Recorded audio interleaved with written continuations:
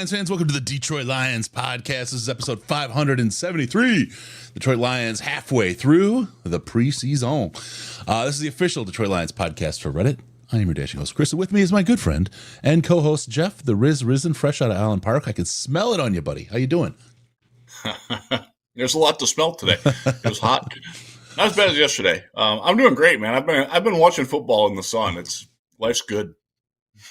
Life is good. You can't complain during the preseason. Well, you can, but it's just such a great feeling to be out there. Yeah. It's so great to be out there. All right, well, let's talk about it. We got a lot to talk about. We're going to do today's training camp report. We'll get you up to date on everything that went down today, joint practice with the Dolphins. We'll talk a little bit about the Lions injury bug and what it means. Hookers and blow. Stay tuned. Look ahead to the Dolphins preseason game and a whole lot more. Jeffrey Risdon, you ready to go, my brother? Let's do it. Let's kick this off and break it down. I don't know if I ever called you Jeffrey before. Not many people do. My mother doesn't even call me that. Oh, man. A little bit of, here it is. Camp at Club. And I promise this is the last time we won't have your chats on the screen, folks. Sorry. Riz is coming into my ear holes automatically during the day. What an afternoon delight. Wow. There's a lot of not so thinly veiled references there. That's great. Nothing thin here. All right, let's get right into it. Let's talk some football here. First, fantasy.detroitlionspodcast.com. We'll talk about that more later, but let's get into football. Today's training camp report. Boy, are we topical and timely, Risdon. What time? How long ago did training camp end? 4 hours? That's 2:11. I left at 12:15. So there we go. I actually just finished writing and publishing the reports. That's when we're coming on. Just a kiss late. I had some SEO tagging issues, but we got that settled. So everything's up there at lionswire.com. Check it out. Yeah, check out Lionswire. Always follow the whole crew. You got Dr. Liao doing his magic. You got Russ. You got all the special crew over there from. Oh yeah. Yep. A little bit of crossover from Detroit Lions podcast and Lionswire, huh? Yeah. Yeah. It's good. It's got a good team. I'm happy with them. Yeah, fantastic. Built a bunch of winners there. So all right. Well, let's talk about training camp today, my friend. Yeah. Today was yesterday I watched the Lions offense. So today I watched the defense, and it was still pretty darn good. It was not the dominant like oh my God performance that we saw yesterday. And apparently the defense did that yesterday as well as like the offense. Chris, I cannot express to you, I've never seen one team just like curb stomp another as badly as what I saw yesterday. Oh, come on. You've been a Lions fan. In a preseason game or a joint practice. Like, it was not competitive. The Lions were so far and away better. Our ones absolutely annihilated their ones. Our offense did everything they wanted to do whenever they wanted to do it, and there was nothing Miami could do to stop it. I want to I've got a point, though. You're a Lions fan. You've seen it in the opposite direction in the regular season. Come on. We've had plenty of games where the Lions were not even professional to your team, and they got curb stomped. So we've seen it, just not like this before. I've seen really bad, like, I covered the 2017 Browns, who lost every game. It had really bad quarterback play and really bad coaching. And I've never seen a team as uncompetitive as what Miami's defense was against Detroit's offense yesterday. Yeah. First and second team, honestly. The first team really stood out though because that's Miami starters. Like, that's their best. Yeah, they're the best they got to offer. Just to go back to that, our number 4 cornerback right now is Nick Whiteside. He would be CB1 in Miami without question. Like, their secondary outside of Minkah Fitzpatrick is rough. Let me ask Iffy is their best safety. Let me ask you this, because I saw some the Lions put up some good video of St. Brown just cooking, right? And he was cooking. But J-Mo was out there cooking as well. And the one thing I noticed in the St. Brown and this is not to take anything away from Saint, right? So just straight up, nobody get up in my shit about this at all. But the thing that was, I think, went unmentioned was the ball placement Jared Goff put Goff was perfect Goff's yesterday. balls were He's beautiful. never looked better. He's never looked better. Yeah.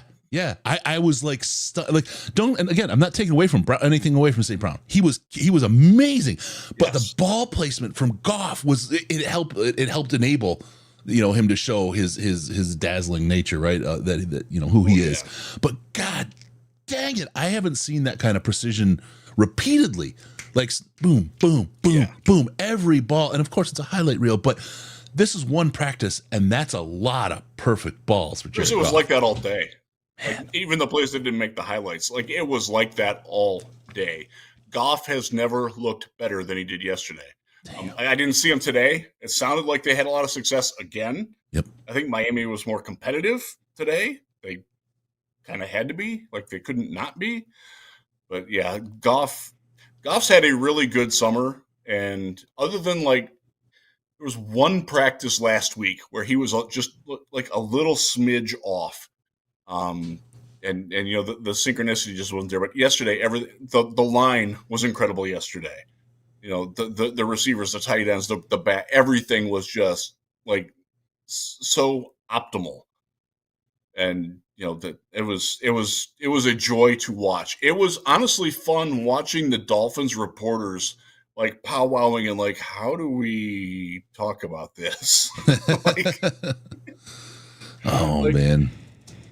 I think in getting to know a couple of the Miami reporters from the last couple of days, I think they have a pretty good feel for their team and where they're at, that this is a third or a fourth place team that's on the precipice of collapsing and losing their coach and GM. They certainly have that potential to be that this year.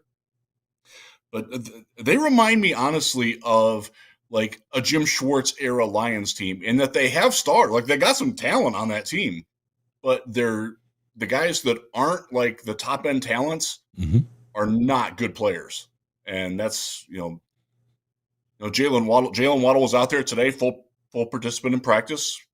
He looks good. He caught a great touchdown today in the red zone drill. He also had another one that he missed because he was very well covered by Terrion Arnold, who ran step for step with him. Yep. Their defensive guys, aside from Chop Robinson, just like making Panay almost laugh at how bad he was. When you try the Aiden Hutchinson inside spin move and Panay's waiting for you and just like, and Panay after it was done, he took his helmet off, put his mouthpiece up, and looked at it like, that's all you got? Like, it was great. Panay's not a talker. Right. But that's as much smack as you're ever going to see from him. He looked at Robinson on the ground and like, looked at his mouthpiece and just walked like, wow. I want to go. There's a couple dudes I want to cover, and we started a little bit, but J-Mo, he's had an eventful couple of practices here. Talk about the J-Mo experience. Yeah, so I didn't see him at all today. Yesterday he was great. He got open very easily. They just don't have the speed to run with him. And again, his ability to get off the line and avoid getting jammed or avoid getting rerouted has really improved. And that definitely showed yesterday. Because one of the things that Miami tries to do is they're going to try to disrupt your timing and getting out because they know they're not fast on the outside. And they couldn't do it. Again, maybe they did better today than they did yesterday. I don't know. I didn't see that, but it was J-Mo looked really good. He caught the ball with confidence. I want to say he did drop one yesterday. When they were doing the drills where it's one-on-one wide receiver against defensive back. Yep. I wasn't watching that. I was in the pit watching the linemen go at it, and by and large, our offensive, especially our starting offensive linemen, did very well in that drill. A couple guys that didn't have great times in it, but one of them's actually on injured reserve now. Keaton Sutherland, unfortunately, got his leg broken yesterday. Or I don't know if it was broken, but something bad happened right in front of us, and it was immediately like, that's going to be the cart, and sure enough, the cart came. Let me just a report I got. Explosive speed, big playability. He's a constant problem, hitting a different level of electric.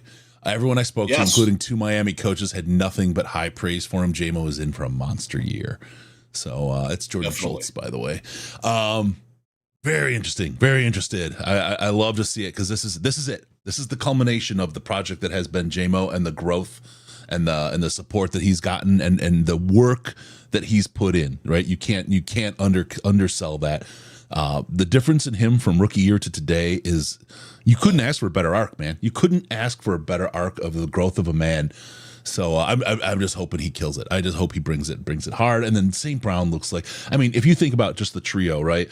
This is even talking about the running game, but you've got St. Brown who's just destroying it, just absolutely killing it. You got JMO who's blowing up and looks like he is primed to be potentially number 1 tier wide receiver.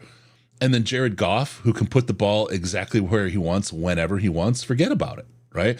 And then, oh yeah, by the way, you have the dual-headed monster running game in the backfield. Forget about it. Like, what are you doing? This is exciting. And you still got Sam Laporta, who's a Pro Bowl tight end. And Brock the Cock Wright. Let's not undersell him. I mean, he starts on many teams. Yesterday. He starts on many teams, He is the master of the backside leak out safety valve. And he, first of all, I did not realize until I stood next to him interviewing him last week. Brock Wright's a very good-looking man, and you don't think about that, but he was dude's good-looking, and has presence to him, but he's also really good at transitioning from receiver to runner. He's not super fast, but he chews up yards as best as he can. So, one thing with Laporta, he did not practice today. Dan said that he's going to be down for a little bit. That is Dan parlance for it's a very minor injury. We're being overprotective. Don't worry. He will be out there week 1. They've seen enough. Laporta has been just devastatingly effective this summer. They've seen enough. The chemistry's there. He's good. So I'm not concerned at all about that. And they do have a battle going on for the number 3 tight end with Kenny Yeboah being out on injured reserve. It's a fairly active battle too. So Shane Zylstra has put his best foot forward, but there's competition there. So, getting those guys more reps to decide that competition is not a bad thing. Yeah. Do not be worried about Sam Laporta at all. No. Couple of things. We had just some medical help here in the chat. Mike Hodges, the JMO news is causing an uncomfortable tightness in the front of my pants. The advice he was given is this is why you can't be caught in pants, Hodges. So remember, pants free is the way to fly. Then you have no problems with that. I know you know better. And then we got Brent Kreider in the chat who is trying to sell some, or I don't know if he's selling them or giving away, but he's trying to sell, I guess, for cost. So that's fair. Tickets right above the tunnel, evidently, for the game on Saturday. He can't make it, so hit him up in the chat. You guys can work it out. But if you want to go see it, above the tunnel's a nice place to sit. A lot of fun on it. That is a good spot to sit, and it'll be a fun game. Again, you won't see anybody who's going to play in the regular season in this game much.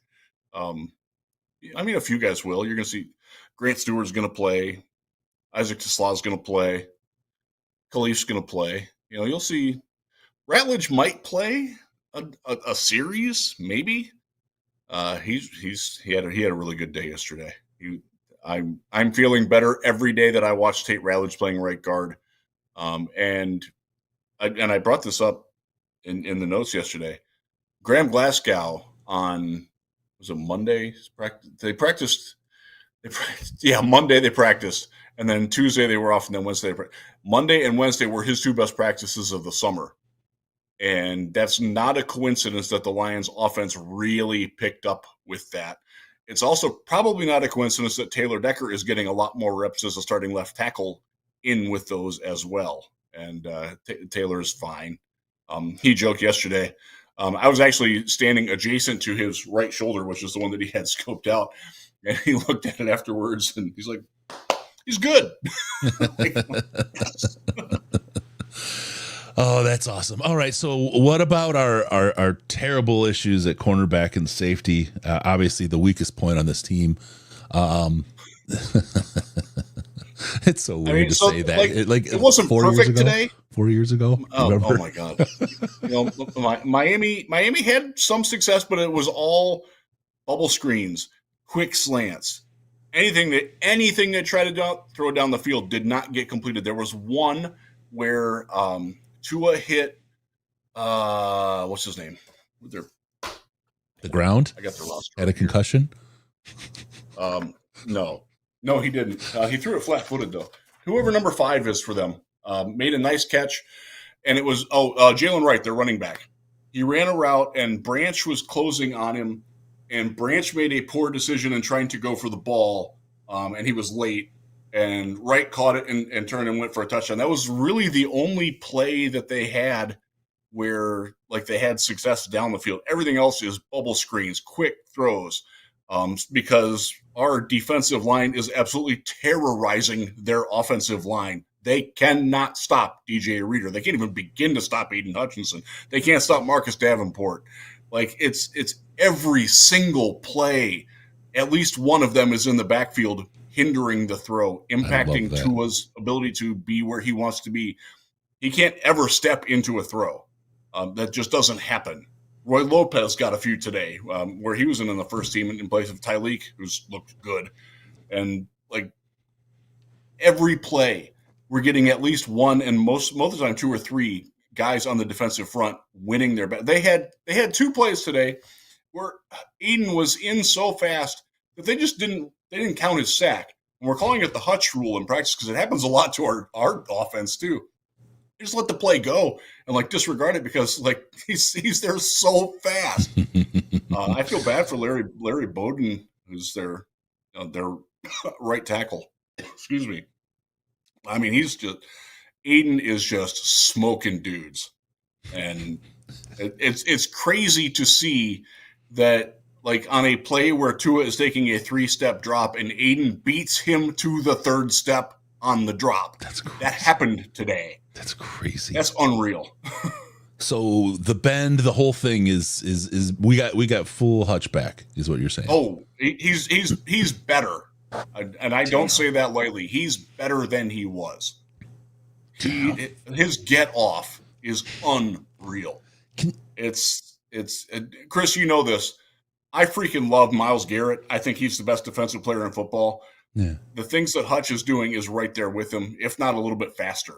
Because Myles is a bigger dude, and he's really, really explosive. I think Aiden's quickness in getting off the line this year passes what I've seen from Myles. You might be able to hear the thunder rumbling in the background. Got a big storm rolling through. Hear the thunder. Or maybe see some ghost. Yeah.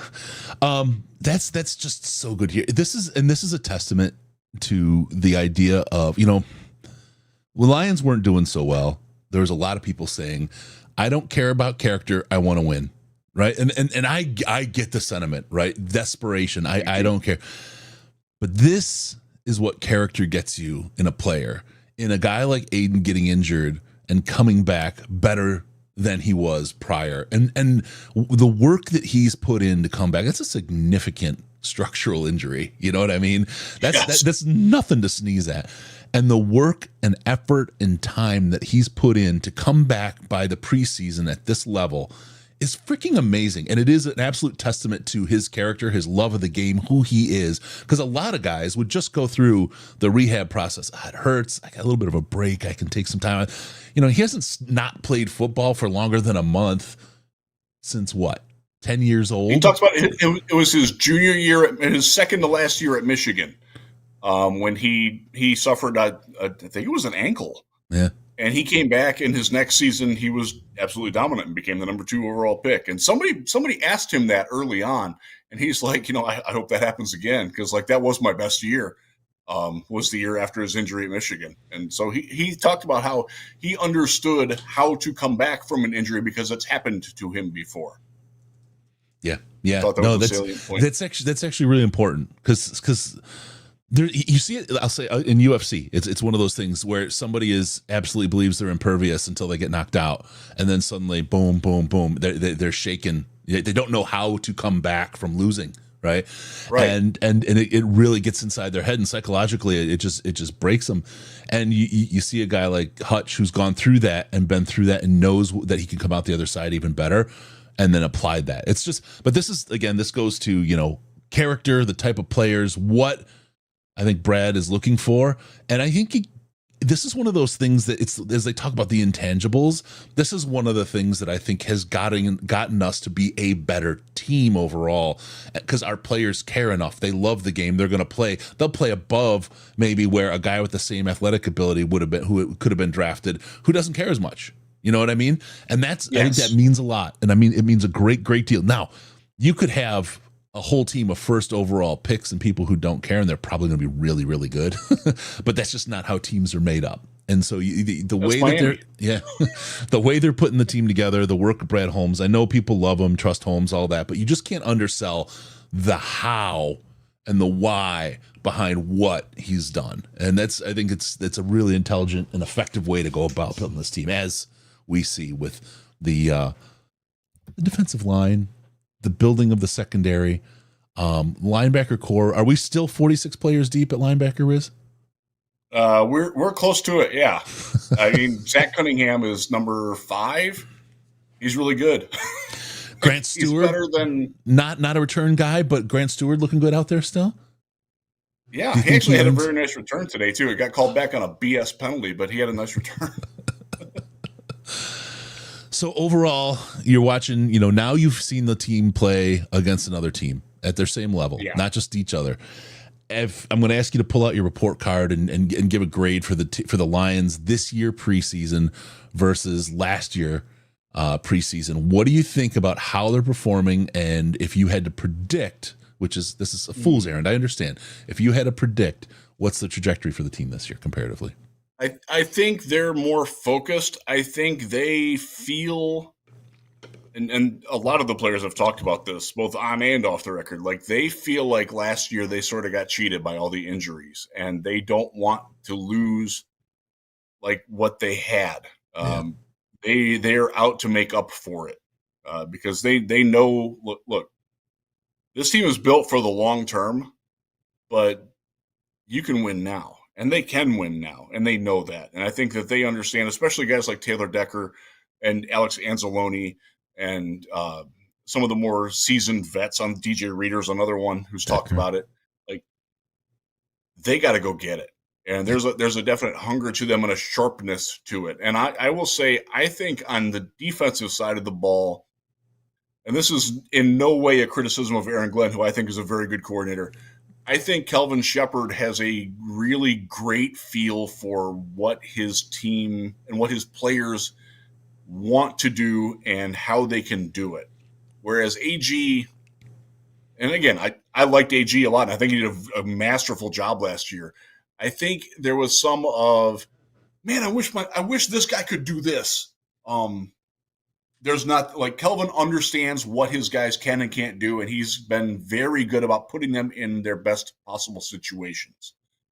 And I like that. I think I have very few worries about that. And again, I think AG was a very good coach. I think he's going to do well with the Jets. And from what I've heard from a couple of people that are with the Jets, they're like, he's got things going in the right direction here. But just the way that Kelvin and I'll give Sean Dion Hamilton credit, and I will give Casey Rogers some credit, and Deshae Townsend some credit. Like they are such a tight unit as a coaching entity, and they all share the same vision for the defense. And while they will come in with their own things, like they really have it tightened up. And that's what I noticed this year is that there are much fewer missed assignments, and a lot, like I wrote about it today. The red zone drill. It's a 7-on-7 passing drill. The defense is out there. Tua had to eat the ball 3 times because there was nobody to throw to. And the Dolphins are running crossers. They're running, they're forcing switches in coverage. And it's seamless. Like that hasn't happened before. Now, some of it is certainly the talent on the Lions team, but just watching guys like Rock Ya-Sin and the way that he's fit in playing safety and corner, the way that he and Jack Campbell traded off today on one thing. Like, Rock's been here for a month, and like he's got that symbiosis already. Like that's the kind of that's what we're looking for. We talked about Rock at Senior Bowl, and I know I keep going back to that, but that's our last real experience with him, and we just he would have, we speculated how great he would be on the Lions, and like it's almost kismet to watch him like be on the team now and find this second gear for his career, right? That he didn't have it. He's been playing so well and looking so good out there. I mean, I'm thrilled. I'm absolutely thrilled to watch this kid from where he was, kind of lot of mouth, big eyes at Senior Bowl, right? Like yes. to playing out there with absolute purpose, right? I mean, I love it. I freaking love to see that. He got a little feisty today. He threw a punch at number 55 for Miami, who got a little too close to him after a play. And so Rock is a boxer. Like, that's how he stays in shape. It showed. There's a question here, Mr. Risdon. What's your confidence? This is from Don Burr. Your confidence in the defense thus far versus mobile quarterbacks? We haven't really seen one. Tua's not mobile. Zach Wilson's just not good. He's so bad. Lance. Oh, my God. If you're feeling bad about Hendon Hooker as QB3 in Detroit, and he is absolutely QB3 in Detroit, and I wrote this today, there isn't a soul from either organization in Allen Park today and anybody watching who would take Zach Wilson over Hendon Hooker. And Zach Wilson's their number 2. Man, oh, man. That's perspective. It's needed perspective because people are freaking out about Hendon Hooker. Look, he's QB3. Kyle Allen's won the number 2 job. I don't think that's going to change no matter what happens. You still want to see good things out of Hooker. And I do think that he improved from week 1 to week 2, other than the fumbles. But you can't ignore the fumbles. It's like, well, Mrs. Lincoln, how was the play other than your husband? Like, it's that sort of a situation. But, man, Wilson, he's just awful. He missed a throw today. They were running a bubble screen. And it's to his left. And he turns his shoulders this way and throws it like that. It was almost like a discus throw. And it bounced 10 feet in front of a receiver. And the guy just looked at him like, and from what I'm talking with Miami guys, like, they see that every day. Like, he's not good at all.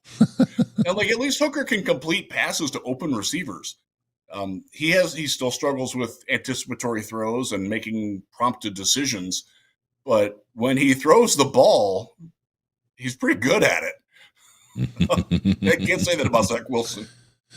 Another question from Chim. Update on Miles Frasier. Anything out there? So he is working back in.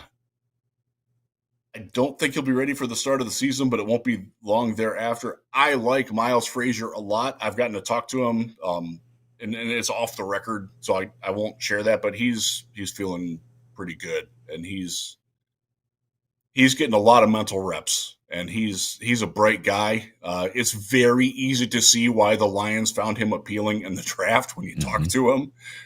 He's a guy who clearly went to class. Clearly understands football and clearly loves football a lot. So I'm excited to see. But the reality is he's missed his rookie minicamp. He's probably going to be the last offensive lineman. And assume they're keeping Manu and Skipper and Kingsley on the inside, probably as the backup. Nice might stay. Like, he's probably O-line 10.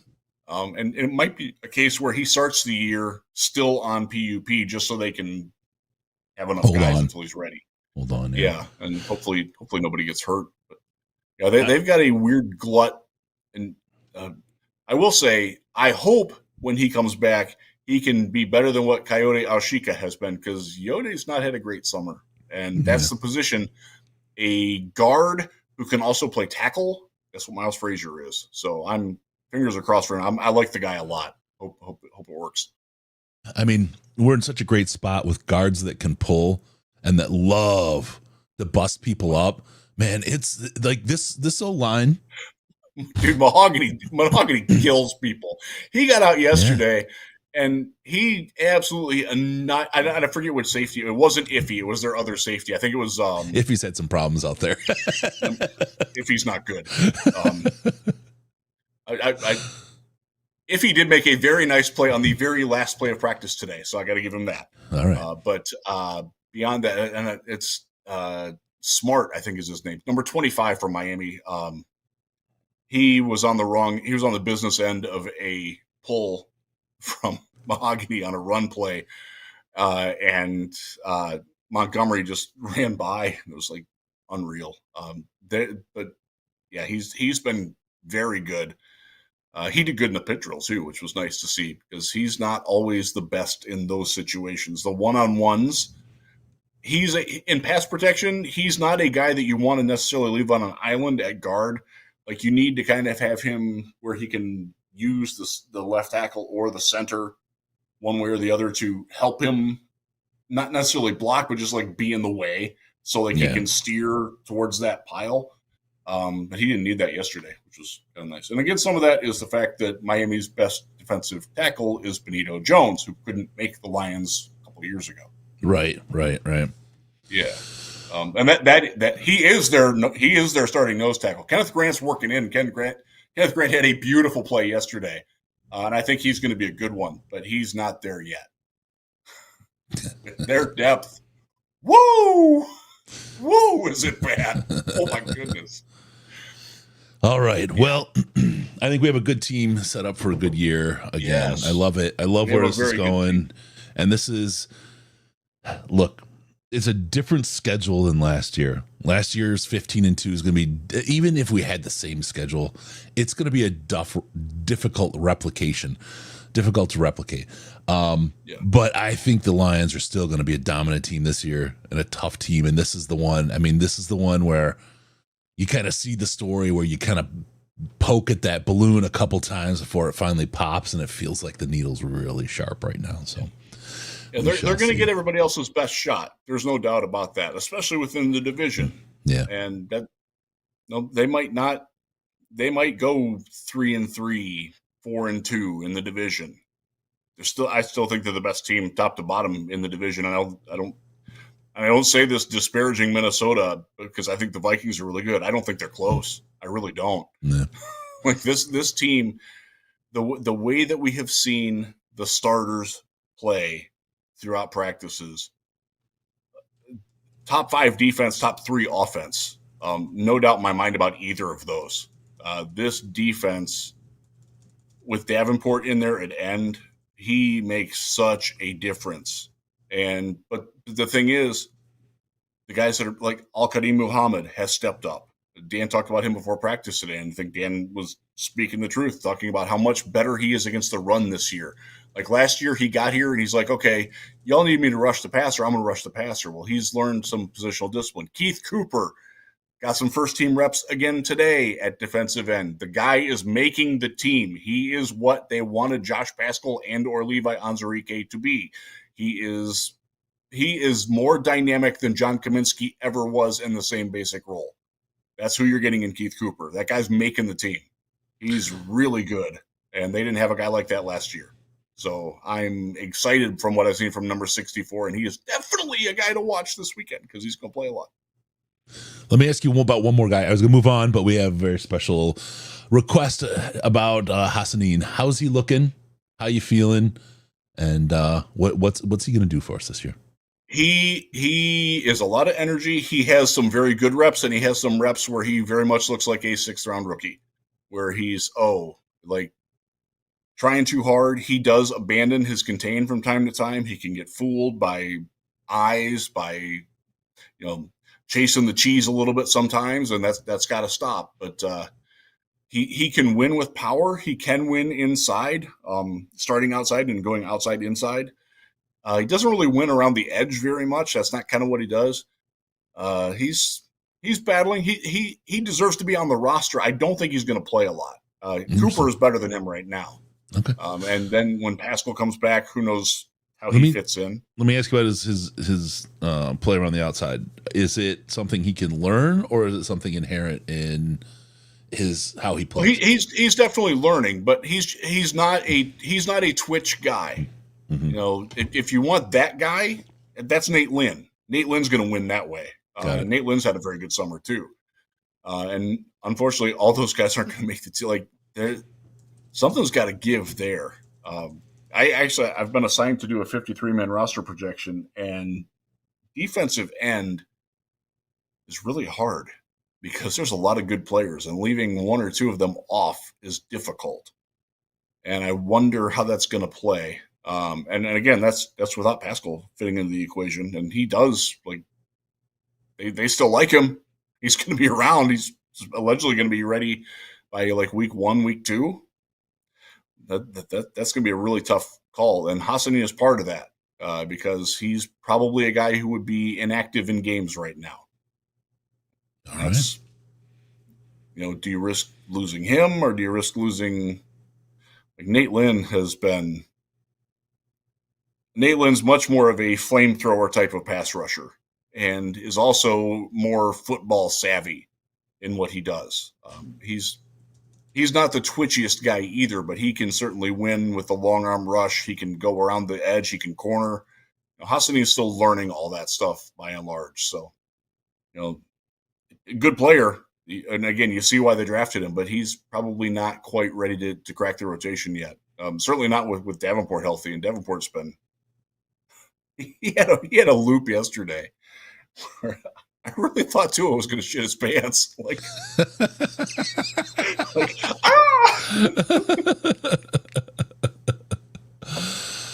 Oh man. Okay. Let's get going. I really quick have to hit this. We do it once per show, so please love us.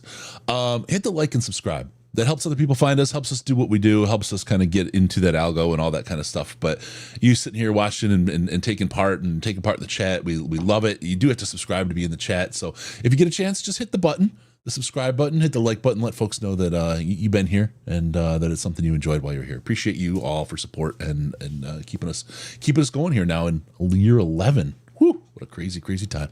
All right, next topic. Let's get into it. Lions injury woes. Riz, the world is on fire. Who set the world on fire? I'm going to start to sing some stick figure here. How bad is it? Are we in trouble? All I hear about is we're 47 injuries deep. It's a replay of last year. We're not even into the third preseason game. Should we give it up? Should we pack it in? Should we go watch some hockey preseason coming up here? Or are we still going to win the Super Bowl? I don't know which way to go. It's one or the other. I'm thinking about our starting 22. And right now, Kirby's sitting out and Laporta's sitting out. And they'll both be back week 1 without a problem. Everybody else is playing.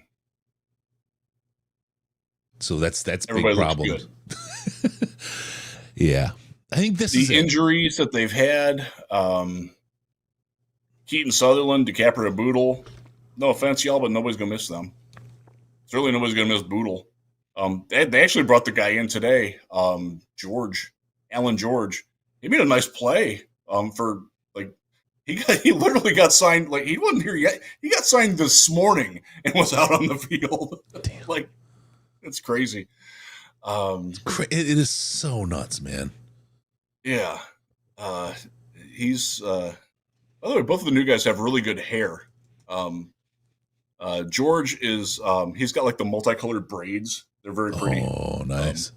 Yeah, they look good coming out the helmet. And Zach Johnson, he's just got like the straight like country music singer flow to him. It was nice to see. I didn't see him play today. He's number 77. He will probably play some. But who else is hurt? They're not.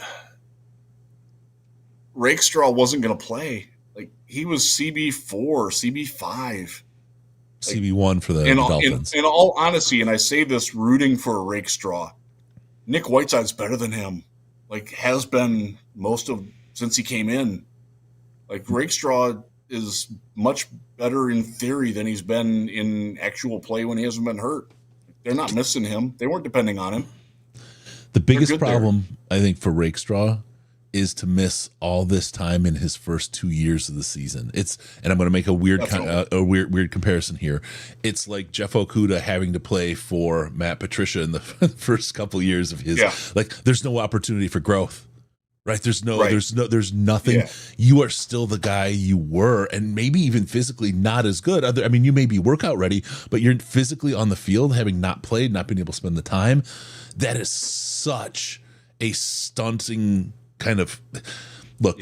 Rock Ya-Sin, we're watching him ascend later in his career, right? Later than you would think. It's not impossible, but it is a very, very rare story. This Rakestraw thing really, really stinks because his growth is hurt more than anything. Just even not playing and being hurt, that sucks and all that. But his growth, this could be what kind of times him out of the league. You know what I mean? And you think about it just from a personal standpoint, his whole life has been spent, and only to get it wrecked by, physical limitations or things that have happened. It just sucks for him as a human being. And I was absolutely rooting for him to be one of the guys. I really was. And I'm not saying he won't be, but he's got a tough ass road ahead, man. It's tough. We saw him yesterday. He was talking after practice. He's wearing a immobilizing brace. His arm is out like this, and it's got like the big, like, it's got support underneath. He can't move. He can't look to his right either. Like, it sucks, man. It does. He's definitely out for the year. But in those you get opportunities. Dan Jackson's out for the year. Mo Norris is thankfully okay. That was arresting. That was hard. Yeah. That was hard, man. That really sucks. I had just talked to him last Monday night after the night practice. And he's got such bright eyes and a very engaging personality. And it was tough watching that. I actually pawned off writing the injury itself. I pawned that off. I'm like, hey, can somebody else do this? Because I can't do this. Like, it was hard. And thank God he's okay. Yeah. But into that void, Ian Kennelly stepped up. We've seen Ya-Sin going back to safety because Nick Whiteside has played so well at cornerback that they can trust him. Yep. Like, they're finding guys who fit what they want to do very well. And you wind up with a little bit of multiple.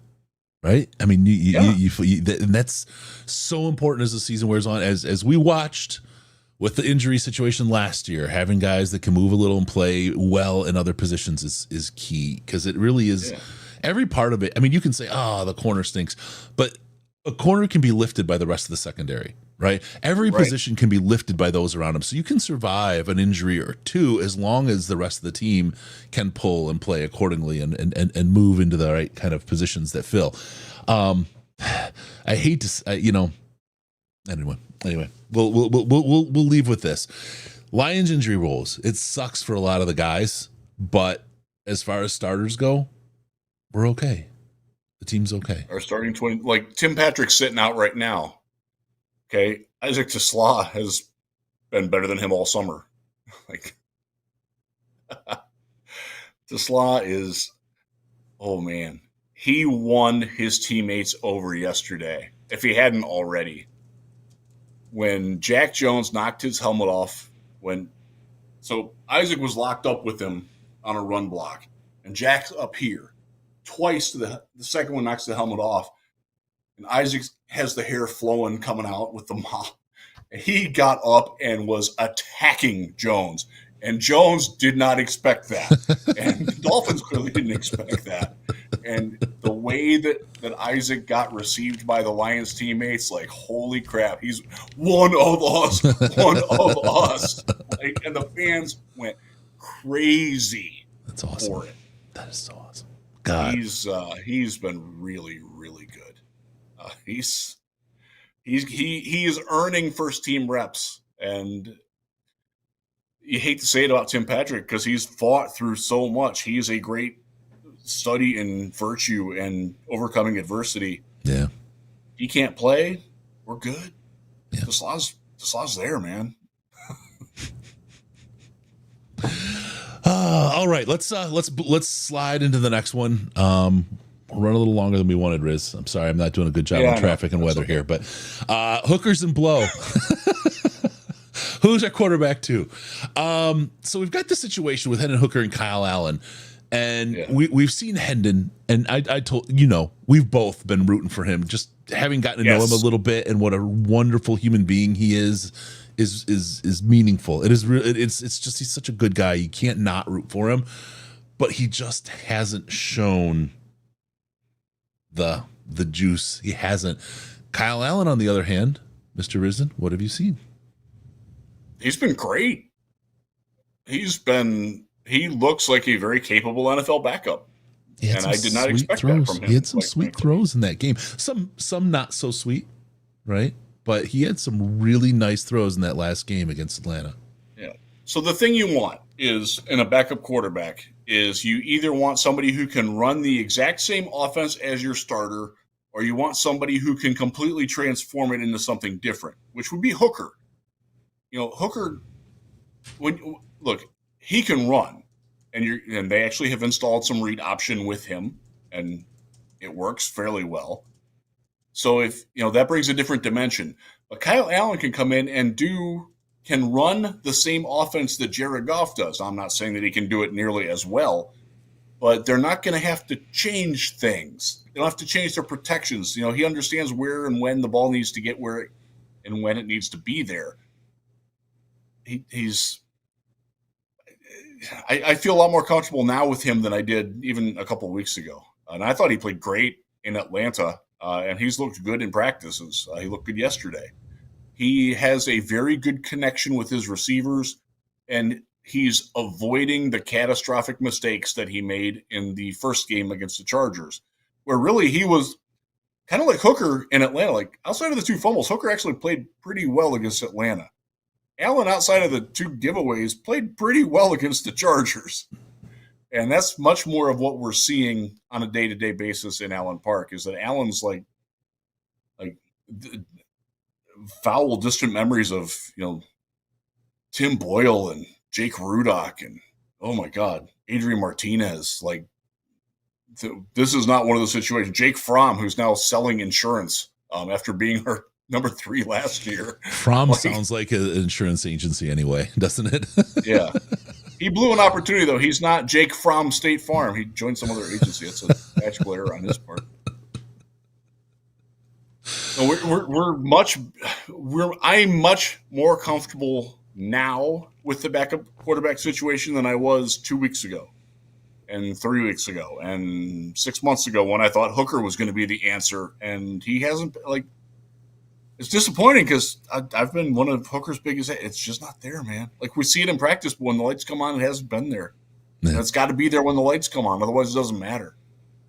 And that's, so one of the things that comes up is, can they trade him? If they cut him, would another team claim him? Talking about the trade value for a guy who just lost his job as the backup quarterback in Detroit. Put yourself in the other GM's shoes. Let's say you're Nick Caserio in Houston, because they're coming next week, and they could use a better number 3 than what they've got. Like, they're good with Davis Mills as their number 2. He's fine. What am I going to give up for a third quarterback that I hope never plays, who, by the way, wasn't good enough to stick in Detroit, where they've had backup quarterback issues for years? Sell that to your fans. You're going to give up a 6th-round pick for that? I think they would. Yeah. The reason is because there's a team out there that has Jake Fromm as their choice. Yeah, I mean, Zach Wilson's QB2 in Miami, and Hooker's clearly better than him. Yeah. So, stranger things have happened, but it depends on the situation. There's no way in hell a team like the Lions would make that trade. You know what I mean? Right. Miami? Right. Well, let's say if the Lions wanted to trade for Davis Mills from Houston. Not. This is purely hypothetical. Yeah. What do you want to give up as a Lions fan for a player that you hope never plays? You going to give up a 4th? Okay, we don't have a 4th next year. We've already traded that. You give up one of your 3rds? Well, we've traded both of those too. Like, you're already lean on draft picks next year. Probably not going to happen. So, and again, I know there's a lot of talk about Carson Wentz out there. From being around people who've covered Carson Wentz extensively, I don't think he's a Dan Campbell guy at all. At all. Yeah, no. I'll leave that there. Yeah. All right. By the way, I don't think the Lions are looking. I mean, Brad's always looking to make the team better. They don't share the fan stress about that, just as they don't share the fan stress about Marcus Davenport potentially going down with a season-ending injury by the end of September again. They're not in that mental space. They're not. You can criticize that, and I think that's fair, but they're not there. This is why, though, I think you could potentially trade for Hooker because they're not seeking it. Somebody like a Miami or somebody would want, especially if Tua gets hurt again. I mean, look, let's just say you've got Tua as your starting quarterback. You better have a number 2 that can play, right? Right. And right now is the worst time to try to find a number 2 quarterback. I bet somebody throws a 6 at you for a Hendon Hooker, right? Now, and for the Lions, it's a great position because now we can kind of mass them later and maybe turn them into something a little earlier in the draft, right? I think that's kind of the big long-term play for the team with a guy like Hooker. But I don't think you seek to trade him. I think somebody else has to come at you. Yeah, and as far as him getting claimed, probably, but I wouldn't guarantee that he'd get claimed. Because then you're picking up 2 years of the final 2 years of his contract. He's got to learn your system. I like that. I personally, I'm not ready to give up on him. Like, I hope the Lions keep him and give him another shot next year. So I think Kyle Allen's sort of the 1 year rental deal. Now maybe he can prove to be more than that, but I'm not ready to give up on Hendon yet. And I don't think the team is either, but he's got to start being a lot more consistent in showing that he can handle the pressure of a game. And it's not been there yet. All right. Before I go forward, I'm going to go backward. Frosty Cake sent us a super chat. Thank you, Frosty, for the super chat. Found out literally just before the show started I have to buy a new washer. So send those super chats in. I could use a new washing machine. But we'll cover this for him. On the whole, would you say we're happier now with the depth we are building and currently have? Oh, what we have now. This is a deep football team. Yep. It's a real deep. They are going to be cut. I talked about it earlier with the defensive linemen. Like, they're cutting guys who are NFL players. They will be doing that at several positions. Linebackers, another one. Yep. Even if they keep 6, like Anthony Pittman's going into his 7th NFL season. I don't think he has a chance to make this team. Like, that's pretty good, you know. Oh man. Okay. Let's keep going. Thank you, Frosty, for the super chat again. Love you, brother. We do have to mention fantasy.detroitlionspodcast.com. Get in there. There's money to be win. There's money to be won. Top 4 spots in these 12-person leagues all win something. It's a great time. We have beginning, intermediate, and championship leagues. Get in there. You play against Riz, play against me, play against the rest of the staff on the DLP. Have a good time. We get spread out across the league, so you get one of us. Rarely does anyone get 2 of us, but fantasy.detroitlionspodcast.com. Get in, set yourself up for a lot of fun and a win, and it helps support the show. It's one of those things where we were able to turn something that you can do. You get something for it, and hey, get to have fun along the way, so it's a good time. All right, fantasy.detroitlionspodcast.com. What'd you say? The lighting in here is terrible. Yeah. I have a door wall over here that is full sun right now. And unfortunately, the only light is this one here, which is behind me. Do you know how Michigan door wall is? The word? Yeah, I know. Okay, I just wondered. I still call it that, but I keep getting yelled at. It's slider. It's a slider. So growing up in Ohio, I had not heard that, but my wife is a Michigander. In fact, she's from Canton, Michigan, where I'm at right now. And like, she called it that. I'm like, okay, that makes sense. Like, why didn't we I don't even remember what we called it. It's like very German. It's like a compound noun, right? Like they put those words together. They're like 6 nouns together and now mean something new. Yeah. All right, let's get to it. We want to talk about the look to the Dolphins preseason game. In the preseason practices, the joint practices, we smoked their holes like it was a Saturday afternoon. Talk about what this looks like for the preseason game that we have coming up against these young. So this is one kids. of those deals where you've had a lot of guys who have had one good preseason game and one bad preseason game, and it's kind of the rubber match for those. Giovanni Manu stands out. Kingsley Aguakun stands out. Jackson Meeks stands out. Rookie wide receiver who's played pretty well. Jacob Sailors, running back, who had a beautiful kick return today, parenthetically added. He's one. Ian Kennelly, I think, has a chance to step up and have a good game because Miami doesn't throw the ball deep very well. You're not going to see when Jalen Waddle was out there all day today. He's not going to play. I don't even think Tyreek Hill's here. Tyreek Hill. I keep transposing Tyreek Williams and Tyreek Hill, who are completely different body types, but no, their they're exactly names the are same. Similar. They're exactly the same. I don't know why you think they're different. You can't tell the difference between them. They look alike. They're twins. Yeah. Miami's offensive line depth is not good. So I think this is a chance for guys like Nate Lynn and Hassanin, if he plays. He should play. I have the roster right in front of me here. Positional roster. Let's go to the defensive side. Miles Adams could have a big game. He's another guy who's kind of been up and down in camp. And like this is Broderick Martin. Look, Broderick Martin had his best overall performance in a Lions uniform against Atlanta. He also played pretty well in the very first practice coming back. That was before the joints. So I'm hopeful, man. Fingers are crossed, because he's definitely on the wrong side of the 53, but he's got time. If not in Detroit, he can earn himself somewhere else, and he can have a big game against Miami because again, their backups are like, ooh. It really does remind me of the Jim Schwartz era Lions, where like their top end players are really good, and then the rest of that team and the depth is like what are we doing here? It's a very interesting dynamic with them. Trevor Nowaski's another guy to watch this weekend. Yeah, because he did not play super well in either game. Right. And I want to see him step up and do something because he's looked good in practice for the most part. those are the guys you're looking at. You're not going to see. You might not even see Brock Wright in this game, just because they're trying to figure out who's going to be behind him, whether it's Zylstra or a Gunner from EMU.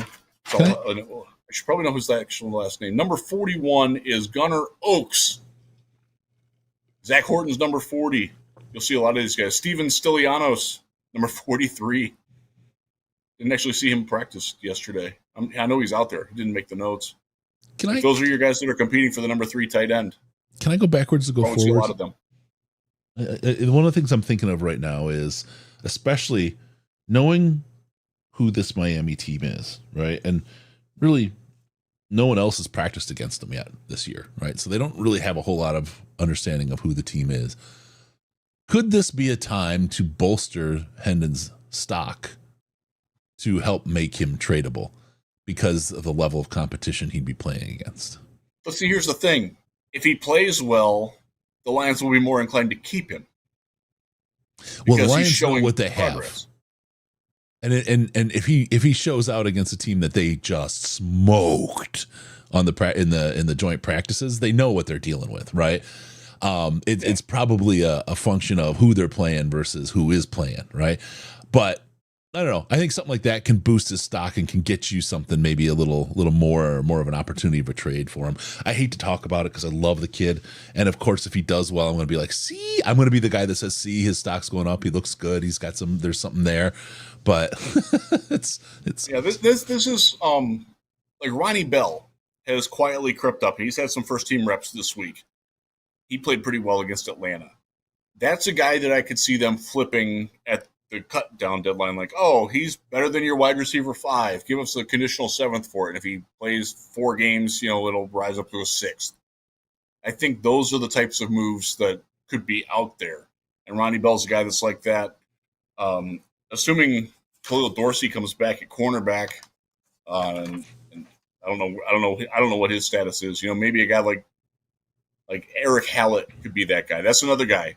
Really good start to camp and first game. He was not good in Atlanta, and he's not been great this week. So let's see him do something where maybe he's a guy that they could flip because he's better than what Miami's got at number 4, number 5, number 6 corner, number 4, number 5, number 6 safety. He's played both those. He's better than all of those guys. So yeah. There you go. All right. Any other last thoughts about the Dolphins? We saw what we saw in preseason. Do you think Mike McDaniel's got a sly trick up his sleeve to humiliate us in the preseason game versus the I don't think he's that smart. It's silliness. I think he is. I don't think it's smart to do anything like that or to think that creatively for the preseason, though, to be honest with you, because it's all meaningless evaluation, So meaningless evaluation. His press conference was going on today as just before Dan was going. So the Miami guys were out there. So I asked the Miami guy who was sitting next to me, like, what do you think of his press conference today? He's like, I think he doesn't understand what happened yesterday. Like, oh, that's not good for y'all. He's like, nope, no, it's not. So I don't know. Well, he reminded me today of Jim Harbaugh in the way that Harbaugh would not let something go, like if he felt wronged. He was still barking at an official 2 plays later after they missed a pretty obvious defensive pass interference call. Like, he's still like coach your team. Like, Jim Harbaugh used to do that at Michigan all the time, and it infuriated me. Like, they lost a game at Ohio State because of that, because he would not stop like wigging out over a bad call. And it took him off of his game. I saw that today with McDaniels. Like, you're in the NFL. Like, it's a scrimmage. Move on, dude. I honestly lost some respect for his coaching acumen in the last couple of days. I really did. Wow. Yeah, I think about it. I think he's a really smart guy. I don't think he missed out. I could be wrong, right? My expectation is he doesn't want to get down on it in the preseason and get in his guy's head this early. I'll go back to the fighter getting knocked out and psychologically it's in their head. I don't think he wants to get into his team's head this early in the preseason because they had a bad practice or two, right? I think that's probably where it's at versus not knowing what's going on in the field, because you don't get to be the head coach. You don't get to be one of 32 people in the world if you're that stupid, unless your name is Matt Patricia. Yeah, so he's a very bright dude. I'm just not sure that he's a great head football coach. Mm-hmm. We might be talking about Ben Johnson in that context soon too. I'm telling you, brother. All right, let's see. We got all that. We got everything. I think we covered everything. Riz, is there anything else you want to get done before we get done? No, we're good, man. I need to wish you a happy birthday, Chris. Oh, I know it's tomorrow, but happy birthday. Thank you. Yep. Another one comes, another one goes. Thank you though. Appreciate that, man. It's nice of you. All right. With that, let's call it a thing. And it's a thing. Remember, don't forget us on the patreon.com/Detroit Lions podcast. Get into the Slack chat. $5 a month or more in the Patreon will get you to the Slack chat. And it's the most intelligent Lions chat on the internet, especially, when you start to get to the game threads, there's some really smart people in there. And Riz is there too. We got Gray, we got Riz, Russ, Bish. I'm there, not as much as I want to be, but that's going to change. My travel's going to, after this month, Riz, it's actually going to calm down, so I should be in pretty good shape. Oh, that'll be nice. Yeah, thank God. So we'll be good. But the Slack is an awesome place. Great place to hang out with some really, really great people. Get in there. Just get into the Patreon, $5 or more a month on that. Also follow us on Twitter at Jefe Risdon, at Jeff Risdon, and at DET Lions Podcast. All the show notes and snark comes from DET Lions Podcast on the X, I guess, or Twitter. Go to DetroitLionsPodcast.com. Subscribe to the podcast. You can do it on Spotify. You can do it on Apple Podcasts, all those places. Get in there, subscribe to the podcast, subscribe and like on the YouTube as well, so you get the live breaking stuff and notifications, so you can tune in when we're live and get the chance to do that. Do all those things and help us grow and get the support we want. 11 years running, no chance of slowing down. More to come. Thank you for tuning in. We're going to see you next time on the Detroit Lions Podcast. Remember, no pants, no toasters, no hot tubs, and no problems. Because we are your Detroit Lions and Reddit Connection. Love you all. We'll see you soon.